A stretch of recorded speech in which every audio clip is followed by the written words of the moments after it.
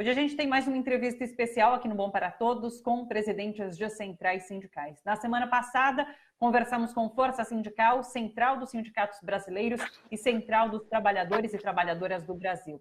Hoje, para uma conversa sobre trabalho, economia e democracia, estamos com Sérgio Nobre, presidente nacional da Central Única dos Trabalhadores, Ricardo Patá, que é presidente da União Geral de Trabalhadores, e José Calixto Ramos, que é presidente da nova Central Sindical de Trabalhadores. Olá, sejam todos bem-vindos, Sérgio, Ricardo, Calixto. Um prazer recebê-los aqui no Bom para Todos. Muito obrigada pela participação. Obrigado pessoal, a você.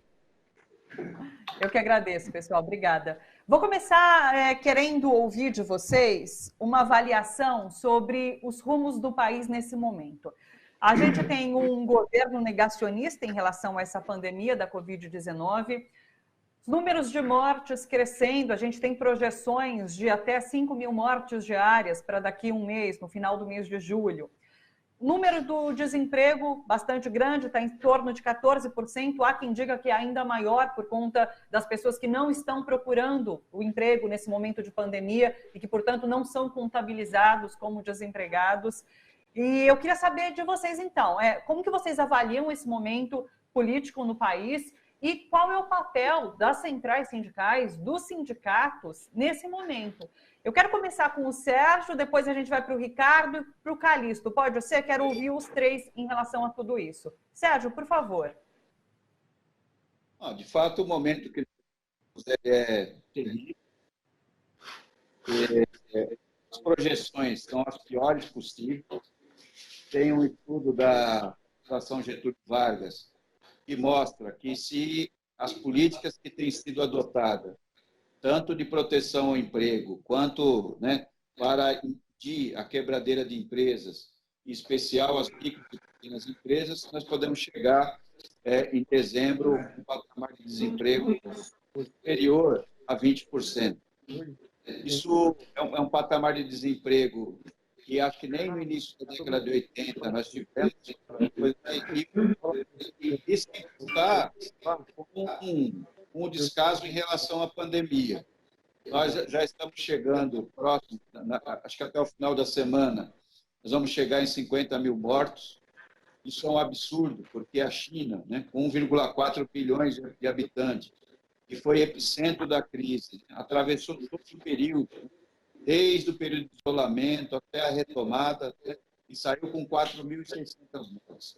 E há estudos que mostram que o Brasil, até o final do mês que vem, pode ultrapassar os Estados Unidos, que é o maior país em número de mortos. Portanto, a possibilidade do Brasil sair dessa pandemia como campeão no ranking de mortos é muito concreta. Então, isso é uma grande tragédia para a classe trabalhadora brasileira. Nós não esperávamos viver isso no nosso país. E isso mostra o resultado do governo Bolsonaro, que ao invés de dirigir o país e assumir as suas responsabilidades como presidente, ele desdenha da crise. Ao invés de cuidar da pandemia e dos empregos, ele prefere atacar as instituições, atacar os prefeitos, os governadores, atacar o movimento sindical de forma sistemática, atacar o Congresso Nacional e o Senado.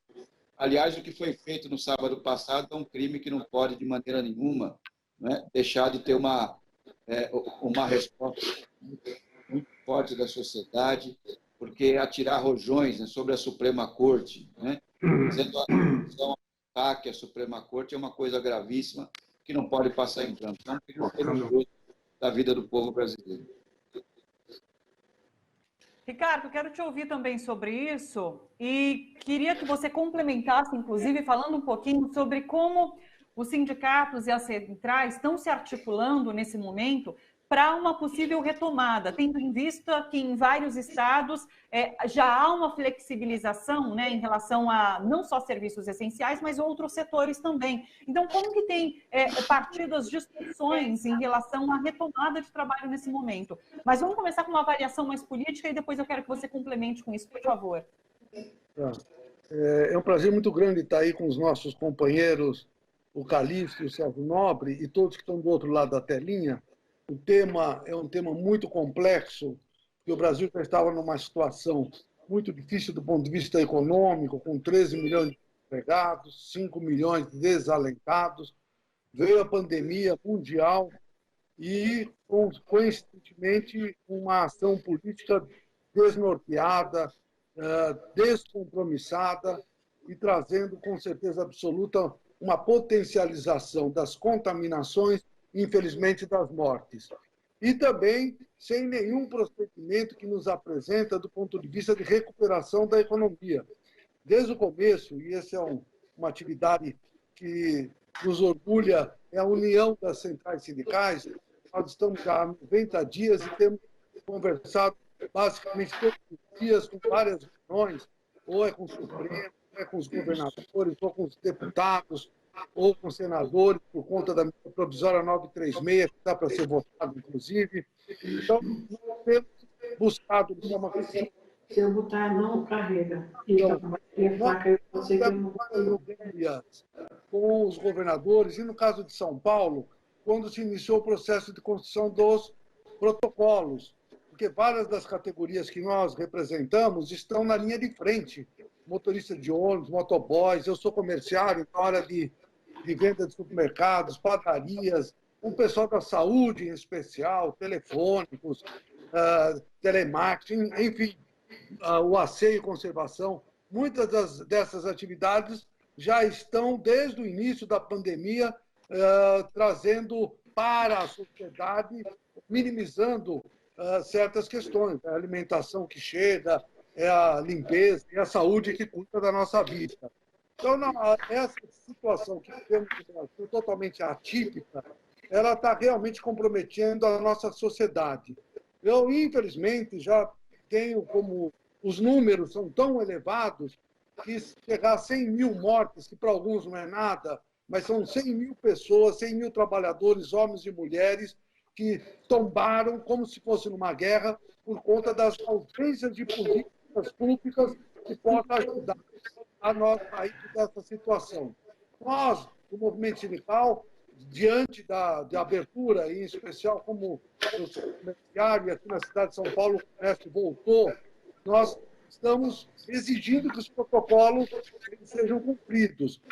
E nós temos dois gargalos importantes. O transporte público, que não consegue resolver, por mais que as pessoas estarem de pé no ônibus, infelizmente os ônibus são lotados de pessoas, e as aglomerações em frente das lojas, que também não foi resolvida. Então, o movimento sindical está tentando minimizar as consequências graves, e as atividades que nós desenvolvemos têm dois frontes, não é?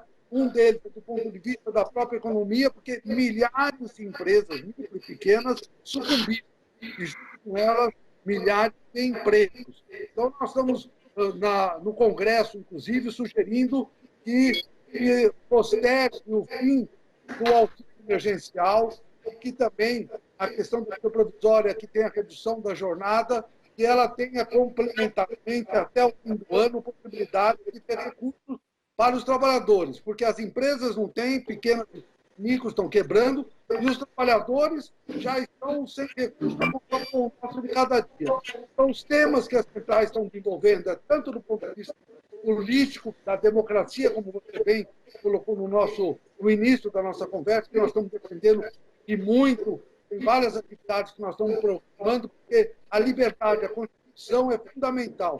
E a questão econômica, que nós estamos fazendo várias sugestões. Calixto, quero te ouvir também sobre cenário político, como você tem percebido tudo isso que passamos, governo Bolsonaro, essa pandemia de coronavírus, a democracia em risco. Queria que você comentasse também um pouquinho sobre a precarização do trabalho nesse momento. O próprio Ricardo falou agora sobre a questão dos motoboys. Os motoboys, inclusive, que parecem estar se organizando de alguma forma, esses entregadores que trabalham para aplicativos, eles estão se organizando agora de uma forma, tendo em vista as péssimas condições de trabalho que são submetidos. Então, também é um momento para valorização dos sindicatos, para organização de categorias. Queria que você falasse um pouquinho sobre esse cenário. Pois não. Eu queria primeiro cumprimentar a você que está coordenando esse trabalho, aos colegas que tratar isso aí nobre e dizer da minha satisfação em poder participar desse debate. Mas eu queria que você me permitisse, não é fugir da sua maneira de fazer. Eu tenho um trabalho que vai tocar em todos esses pontos que você está pedindo que a gente fale um pouco. Mas o pessoal precisa conhecer um pouco de verdades que talvez tenham esquecido ao longo do tempo. E eu tomei um tema principal, que é o tema da indústria, que é o carro-chefe de qualquer nação brasileira. É um setor estratégico para o país, sob uma série de aspectos. Todos os países dominantes têm indústrias fortes, praticamente sem exceção. Não dispor de indústria é pedir para ser país dependente e dominado. Há uma relação direta entre soberania e base industrial. Nos governos nos quais o Brasil teve projeto nacional, foram poucos. Aparecem também como os momentos em que mais a indústria se desenvolveu. E aí vou citar. A industrialização foi um dos capítulos mais vitoriosos da história, após a Revolução de 1930. Em 1930 e 1980, nenhum país cresceu tanto o seu PIB quanto o Brasil. E boa parte desse fenômeno se deve à industrialização. Hoje, o Brasil sofre uma desindustrialização, mais precisamente desde meados de 1980. Em 1985, a participação da indústria de transformação no PIB era de 35,9%, e esta caiu para 10,5% em 2019. O governo atual não tem política industrial, na verdade, só tem política entregacional. Há 119 ativos públicos listados para serem vendidos tão logo seja possível a preço de banana. Você lembra um pouco atrás, o golpe de 2016 foi também contra a indústria. Não é por acaso que a Petrobras foi o centro do golpe, com a utilização da Lava Jato. A operação que foi arquitetada fora do país, algum departamento do Estado norte-americano. A Petrobras é fundamental para a indústria, tanto como fornecedora de energia, quanto na condição de provedora de desenvolver a tecnologia. Depois de cerca de meio século, o Brasil está saindo do grupo dos 10 países mais industrializados do mundo, e já tivemos essa classificação.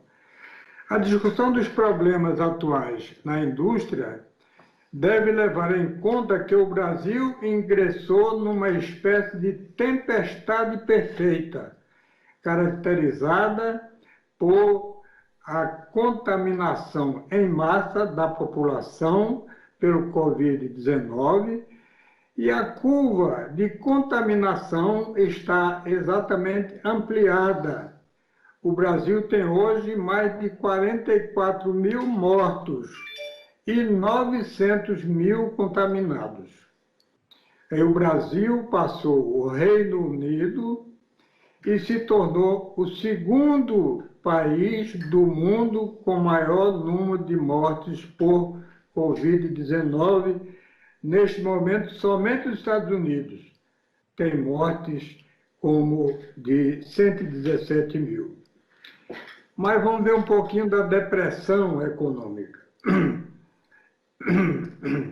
A depressão econômica com 6 anos seguidos de recessão ou estagnação. A crise política inusitada com o governo Bolsonaro e inusitada polarização política. A crise da indústria é anterior à pandemia. Em 2019, a produção industrial do Brasil já tinha diminuído 1,1% em relação a 2018. O patamar de produção industrial de 2019 foi semelhante a como se o país tivesse regredido em termos de produção industrial 10 anos significativamente. Não tem como ser diferente, porque a década que se encerra em 2020 será perdida para a indústria. Para nós vai ser um fracasso que vai demorar muito mais tempo. Isso já era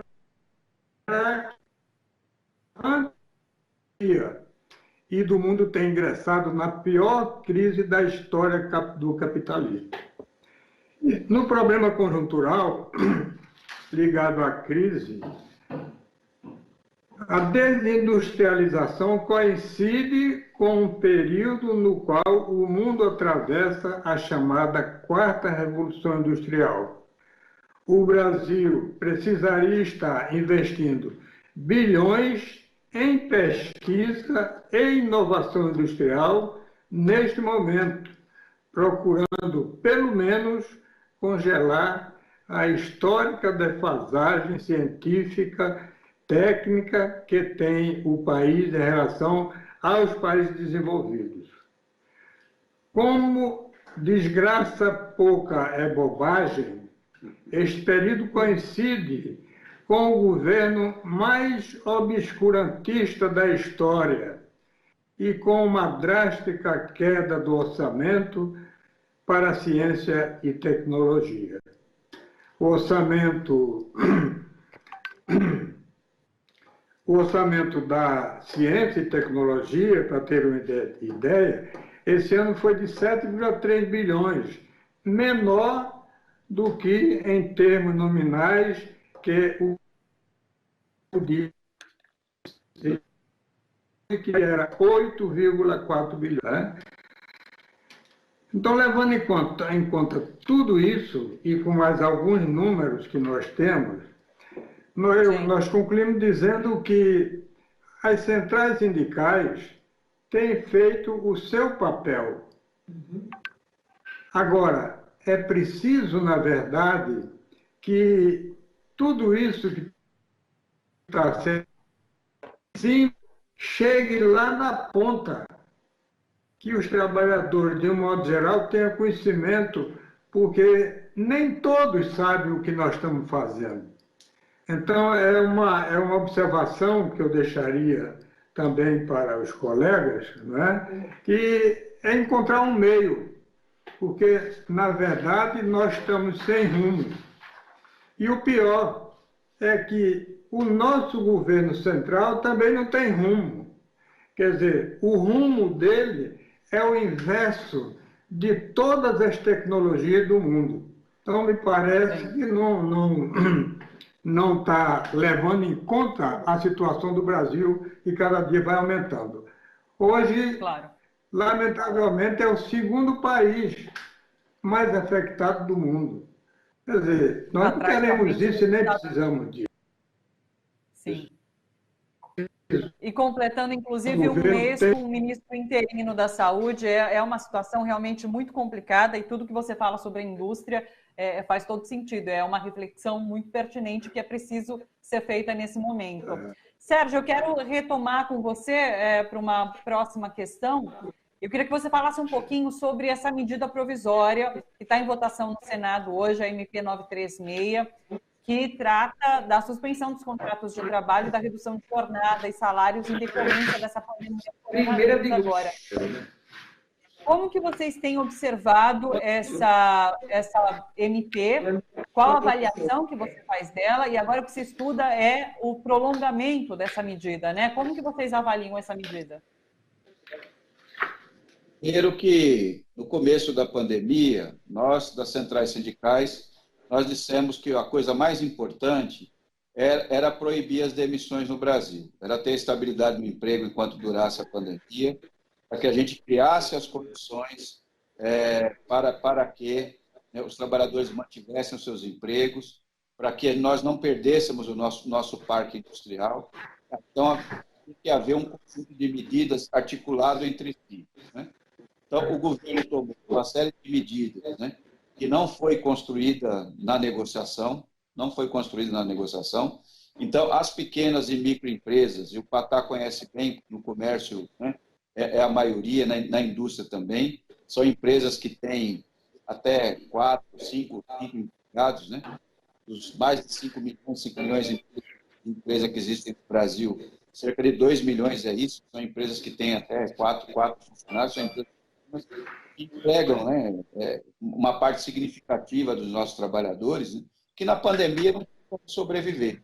É só ver o que está acontecendo com pequenos bares, pequenos restaurantes, né, que estão desaparecendo, pequenas empresas, porque não adianta você dar empréstimo. O governo fez um pacote de empréstimo a essas empresas com 42 bilhões, né, para fazer empréstimo e não conseguiu efetivar nem 1,5 bilhão, porque essas empresas não têm condições. Pega empréstimo, não tem como pagar. Quem conhece pequena empresa sabe, né?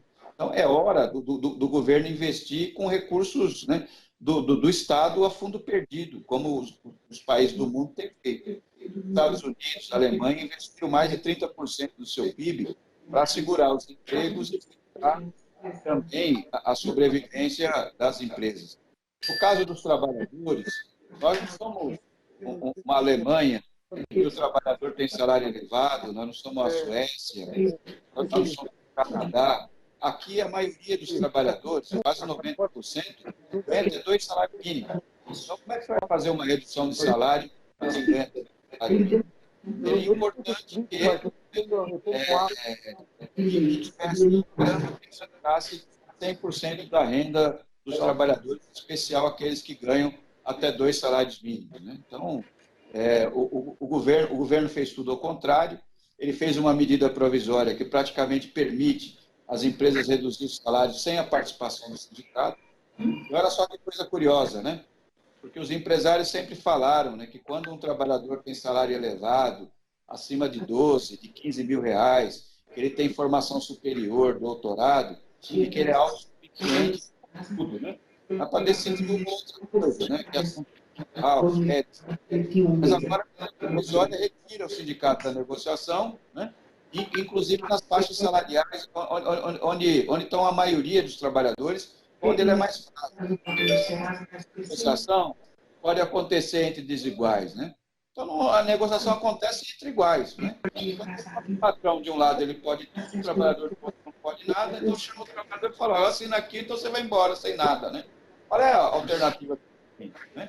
Então, tem denúncias, os companheiros centrais sabem, está liso, sabe, recebendo denúncias de que os trabalhadores são, né, pressionados, acordos absurdos são feitos, porque não passa pelo sindicato. Nós reivindicamos que toda e qualquer demissão nessa pandemia, né, tivesse homologação obrigatória no sindicato, é muito importante. Aliás, é um crime demitir e não passar pelo sindicato, porque a forma de ter controle para saber se os empresários, né, estão de fato cumprindo a legislação trabalhista, né? Enfim, né, há uma série de coisas na medida provisória, né, que precisam ser corrigidas, né, pelo fato dela ter sido autoritária, por negociação com ninguém. Nós tentamos interferir o máximo possível nela no Congresso Nacional, no Senado, mas ela permanece ainda com uma série de problemas, né? Como ela vai ser votada hoje, eu espero que os senadores tenham consciência, né, daquilo que nós estamos reivindicando, e que, no mínimo, né, para haver redução salarial, negociação, tem que ter acordo com o sindicato, que eles incorporem o sindicato como obrigatoriedade, né, que eles ampliem o valor para a cobertura do salário do trabalhador reduzido, para que não haja redução salarial, né? Quem ganha 2 salários mínimos reduz o salário e vai cortar no remédio, vai cortar no aluguel, né? Daqui a pouco ele começa a atrasar as contas, atrapalha a vida dele sobremaneira que ele não consegue mais endireitar a sua vida, né? Então, infelizmente, é assim, é a forma com que o governo Bolsonaro trata as coisas. Em todos os governos que nós tivemos já governo de extrema-direita, Nós tivemos o Collor, né? Que foi um governo horrível, né? Mas que tinha uma ministra do Trabalho, Dorothea Werneck, me lembro dela, né? Que recebia o movimento sindical e conversava. No governo Bolsonaro, nós não temos interlocução com ninguém conversa com ninguém. É um governo autoritário que faz as coisas de cima para baixo, de maneira estabanada, né? De maneira irresponsável, enfim, né?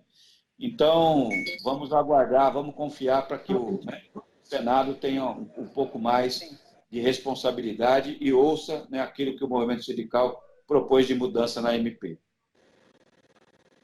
Ricardo, você falou que é do setor do comércio, né? Hoje saíram dados em relação... O comércio despencou 16,8%, sofreu a pior queda em 20 anos.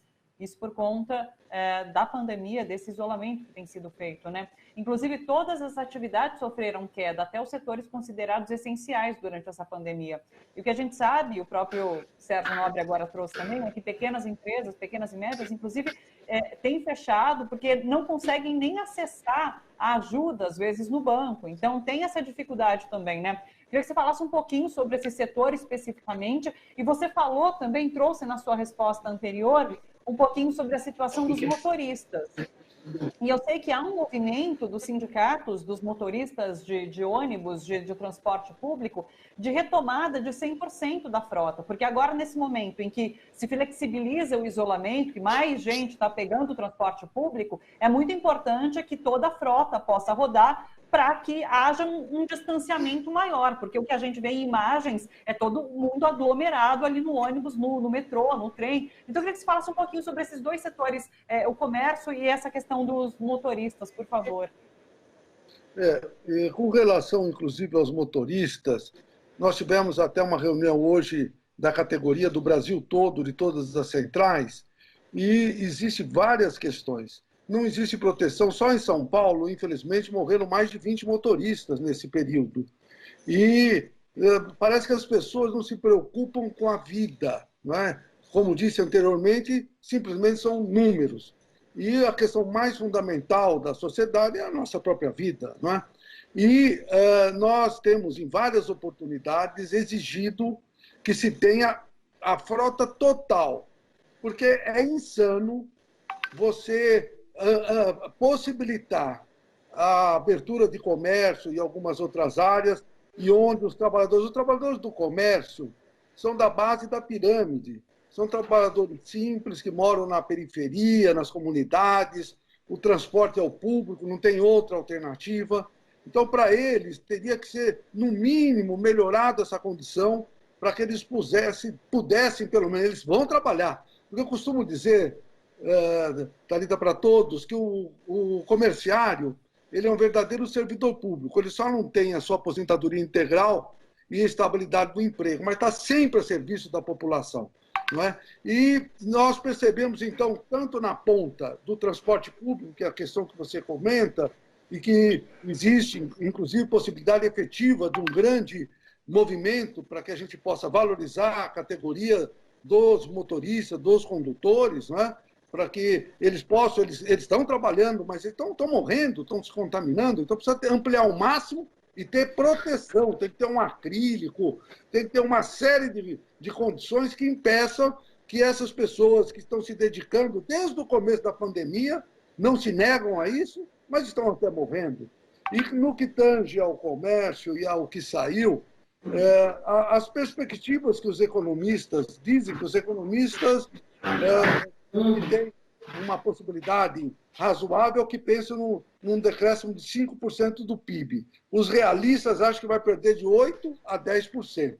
Cada 1% do PIB que deixa de ser conquistado é 1 milhão de empregos que deixa de existir. Então, esse número não podia ter sido, infelizmente é alto, mas não poderia ser diferente, porque desde abril, com exceção da área no comércio de material de construção e da área de supermercado, todas as demais atividades estavam fechadas até pouco e agora estão abrindo um horário limitado de 4 horas, né? O que tem alguns empresários achando que é pouco por 2 motivos, pelo motivo que não dá para pagar os custos da loja aberta nesse período e também da aglomeração, porque não tem uma flexibilização maior e fica uma aglomeração lá fora das lojas. São questões que nós estamos, inclusive, debatendo. Eu tive um debate importante ontem com a área do comércio, exatamente nesse foco que você está comentando. Por isso é importantíssimo a política pública que teria que ser expressada pelo governo federal. O Paulo Guedes ele é extremamente de direita, mas de uma direita que acho que nem o fascismo tinha no passado. E ele é totalmente contra qualquer recurso público ser utilizado em questões sociais. Nesse momento que nós estamos vivendo, historicamente, nos Estados Unidos, Franklin Roosevelt, que foi eleito 4 vezes naquele país, ele enfrentou situações muito parecidas, inclusive a guerra, e ele utilizou o sistema New Deal exatamente para capilarizar todo o país com recursos públicos para que houvesse o consumo e que houvesse a iniciativa de crescimento econômico. No Brasil não existe isso. Os recursos que foram colocados são dos trabalhadores. O fundo de garantia já é nosso. A antecipação da aposentadoria já é do trabalhador. Então, nós estamos lutando muito para que se possa iniciar um processo de colocação de recursos para que as empresas possam sobreviver, porque muitas vezes as pessoas falam, o trabalhador só quer saber do emprego. É verdade, quer saber do trabalho, é verdade. Mas nós temos o equilíbrio e a percepção que se não houver empresa, não vai ter emprego. Principalmente no momento que nós estamos vivendo da 4ª revolução industrial, que está afetando por demais a área de comércio e serviços, com caixa sem caixa, com o e-commerce, que hoje na área do comércio é mais de 50% nas empresas. Ou seja, mudanças vieram para ficar. O home office veio para ficar definitivamente e assim por diante. Então, as expectativas que nós temos em se alterando os procedimentos, em se ouvindo a todos os atores sociais, em especial o movimento sindical, que tem muito a contribuir, eu tenho certeza que nós poderemos ainda diminuir os impactos terríveis que essa pandemia está nos trazendo. Só para finalizar, Calixto, queria uma última palavra sua. Tudo isso que foi colocado aqui, inclusive eu já conversei com os outros presidentes na terça-feira passada também sobre isso e queria ouvi-lo sobre, vou deixar na palavra do Calixto. Tudo isso passa pelo fora Bolsonaro? É preciso tirar Bolsonaro para que mudanças sejam feitas nesse momento? A gente tem pouquíssimos minutos e eu só vou pedir para você ser mais rápido na resposta, por favor. Olha, esse problema do fora Bolsonaro é uma questão muito individual. Nós não podemos, quer dizer, nós não queremos sofrer um golpe e nem queremos também praticar um golpe. Então, é muito, muito individual, cada um tem oportunidade de pensar 2 vezes. Mas, pelo que o nosso Sérgio Nobre falou, o perigo da perda do parque industrial,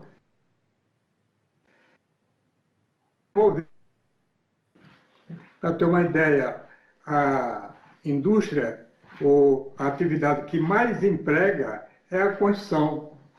Essa está num caos terrível. Né? Mas ele falou também sobre o empréstimo para empresas. De alguma forma, o governo está olhando lá. E por que não concede também essa possibilidade de pequenos empréstimos à classe trabalhadora, de modo geral? Quer dizer, igualmente o tratamento para as 2 partes. Nessa questão da medida provisória 936, vejam bem, o Ministério da Economia informa que até este momento mais de 10,2 milhões de trabalhadores estão parcial ou totalmente paralisados, sem exercer atividade laboral. Em outras palavras, desempregados. Né? Muito bem. Mas em que pese as imperfeições e falhas da MP, quem trabalhou muito conosco foi o deputado Orlando Silva, né? Que as centrais, levaram alguns pontos que nós achávamos imprescindíveis para que fosse levado em conta nessa MP, não, porque, veja bem, ela não é tão draconiana como se pode pensar.